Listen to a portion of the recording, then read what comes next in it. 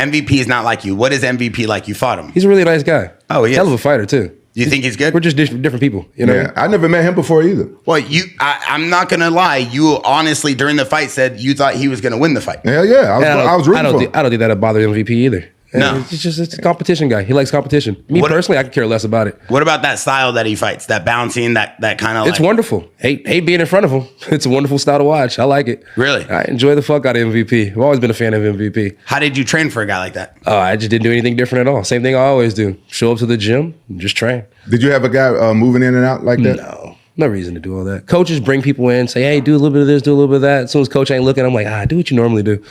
No reason. I don't care about all that. Really? Yeah, just fight's a fight. So what about? Plus, you're not going to be able to do what MVP does. So you can try it all day long. It's not going to be the same. 100%. He's right about that. Let's just do what we do. But I mean, what about that whole theory about bringing in fighters to mimic the style of the guy you're going to fight? Like that wasn't needed. You don't feel like that's needed in a camp? I've always thought I would do something like that. I even reached out to Wonder Boy and was like, hey, I'm thinking about trying to be smart this camp. He was like, oh, I like that guy. I can't do it. And I was like, well, it's a Wonder Boy kind of answer. So I chilled. You hit up Wonder Boy to try to bring him in the camp for MVP, and he said he couldn't come. Yeah, and then I was like, damn, me and Wonder Boy should really fight again. Damn. It's just me. It's like, no hard feelings. It's just, fuck you, fuck me too. All right, fuck everybody, fuck it. And speaking of Wonder Boy, I mean, that's kind of crazy for you to go outside of your comfort zone and call a friend in to come in, or not a friend, but a fighter to come in, and him say he can't do it because he likes another fighter. But you fought Wonder Boy. And I remember during that fight, and also I saw press conference videos and a lot of interviews of you saying that you weren't going to try to shoot on this guy. You weren't going to try to take him down. No, he kicked me in the body one time, and I did shoot, though. That shit hurt. Did he tell you that during the fight, though? He's like, I thought you weren't going to shoot on me? Oh, no. And I kicked him in the body. When he kicked me in the body, I was like, ooh, that one hurt. I was like, I'm about to shoot. He was like, huh? And I just shot. He was like, this fucking guy. And I was like, all right, let's get back up. Did you have an agreement with him before the fight? You weren't going to shoot it on him? Yeah, he came on the podcast that we had at the time, and I told him, he wanted an old school kickboxing belt, and that's what I'd give him. What was your background before you started fighting in the UFC? Kung Fu. Really? Mm-hmm. From where did you learn? Actually, not far from here. Ranch Cucamonga.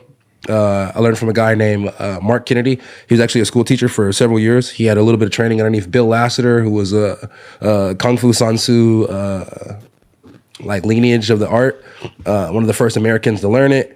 And then he also had some Kempo background, so that's why I was always a big fan of like Chuck's and John Hackelman. You know what I mean? Just seeing how they transferred over the Kempo style to martial arts.